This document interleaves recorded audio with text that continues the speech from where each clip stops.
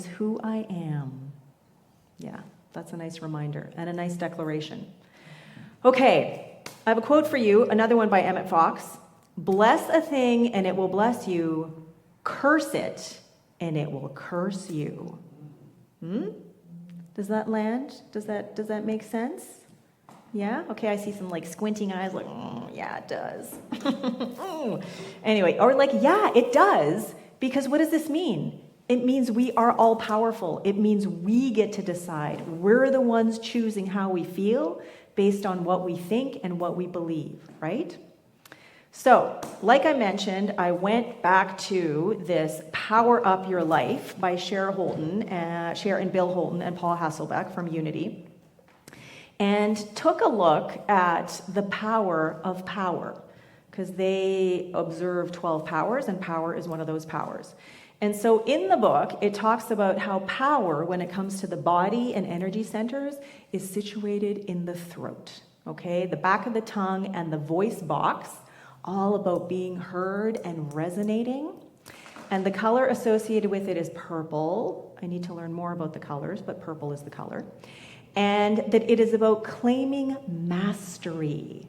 Okay, it's not about power, sort of like, and like bro energy, you know, like Gail was alluding to, that some people think. It is about mastery of our own mind, of ourselves. Command authority of thoughts, feelings, and beliefs, expressing prerogatives and preferences.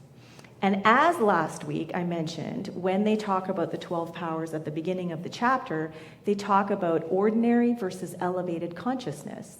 And depending on what level of consciousness you're vibrating at is going to dictate your experience of how power shows up in your life, how it's experienced in your life, and what you actually think about power. So in ordinary consciousness, they talk about underdeveloped and egocentric.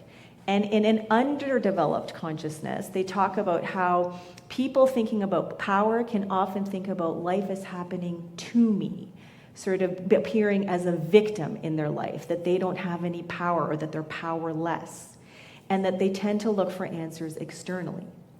In an egocentric view, they talk about someone who can become overly controlling, who can appear very vocal and domineering, and want to make things go their way all the time, sometimes at the expense of others.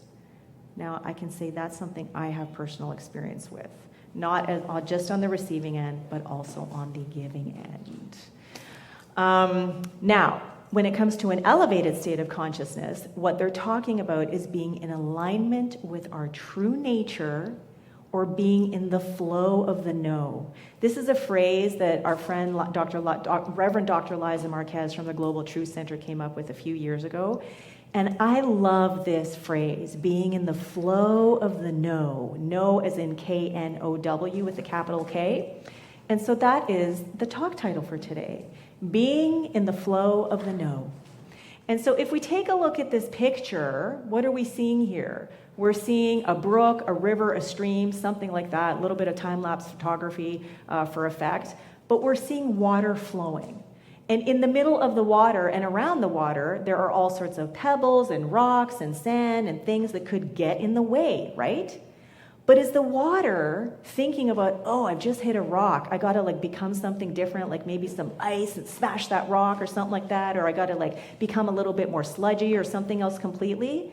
It moves around the rock. It goes over the rock. On the embankments, is it thinking, ooh, I've just hit up against an obstacle? It moves with the flow of the embankment while carving out more of an embankment at the same time, because it's always flowing, right? And so we can do this ourselves too. And so I was reminded today when this morning a blog post came up by another friend from California, Dr. Rick Tamlyn, who is an amazing, amazing coach and was in advanced consciousness studies with me, and actually in ministerial class with me. I forgot that. And so he wrote, flow isn't just about things going our way. It's about moving with life, connecting with what's happening right now, even when it is challenging or uncomfortable. So it's not about dismissing stuff. It's not about trying to change stuff. It's about accepting what is and then really considering and noticing, what is my approach? How am I responding to what is happening? He also talks about how it's not about resisting what's in front of me and finding a way to dance with it, right? That's grace.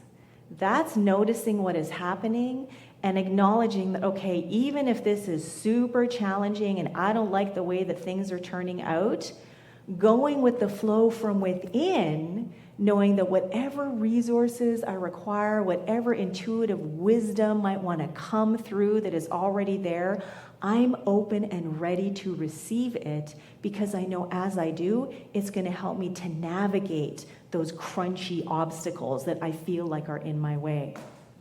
He also writes about being aligned with purpose and the world around me. And so for me, this really was about power. It was about mastery.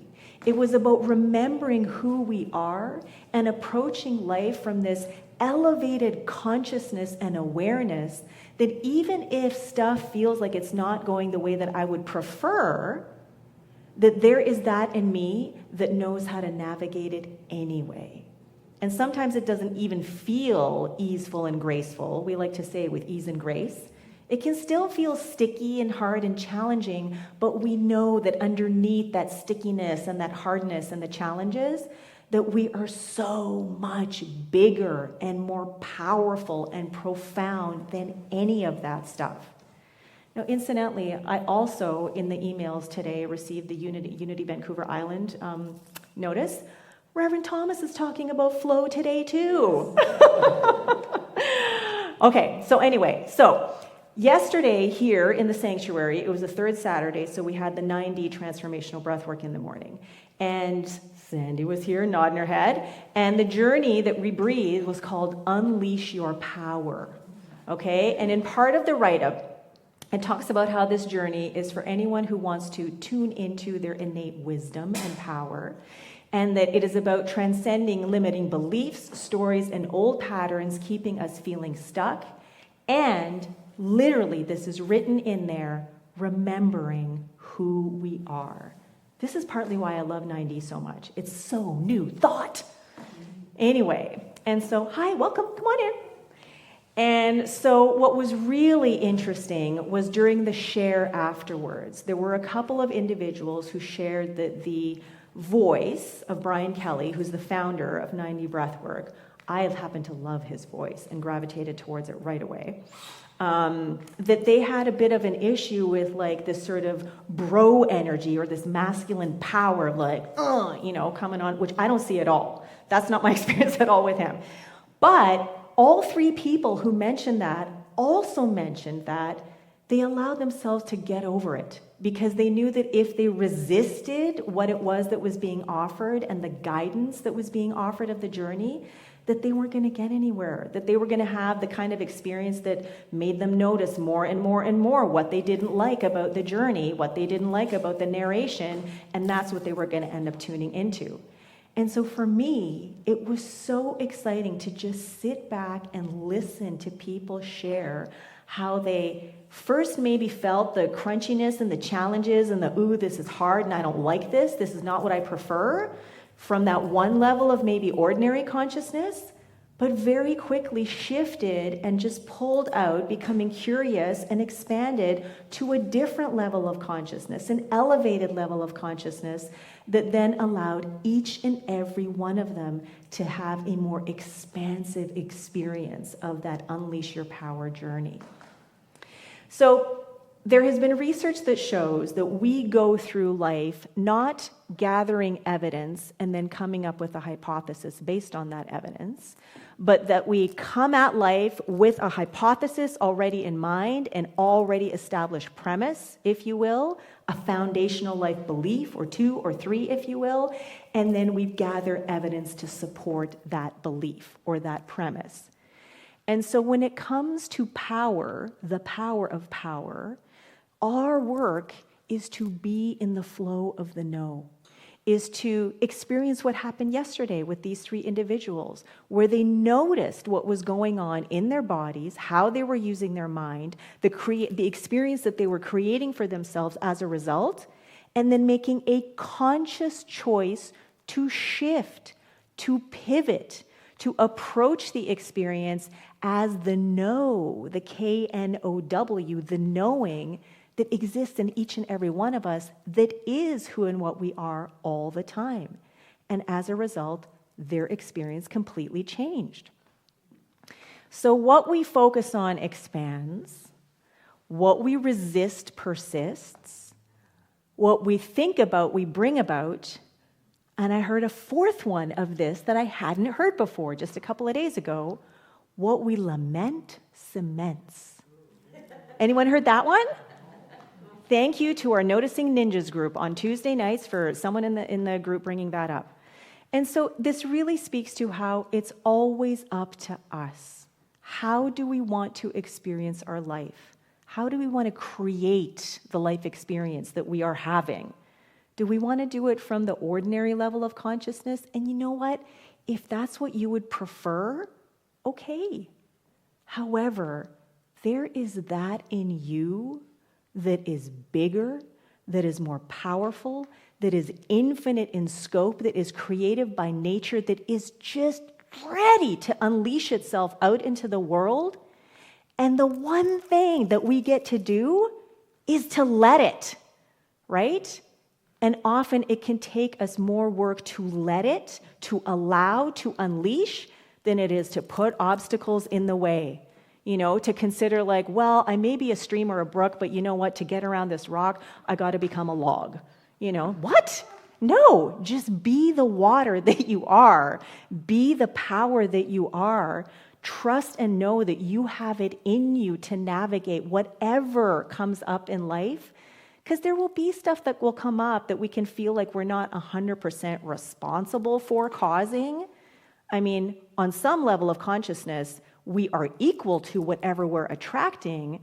But if there's something that is going on, weather-wise, something across the world or whatever, ultimately, our work is to really notice and choose how are we responding.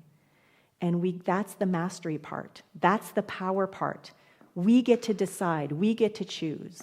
And so we come together on Sundays. We do our meditations. We read stuff. We listen to podcasts. We talk to people. We have book studies.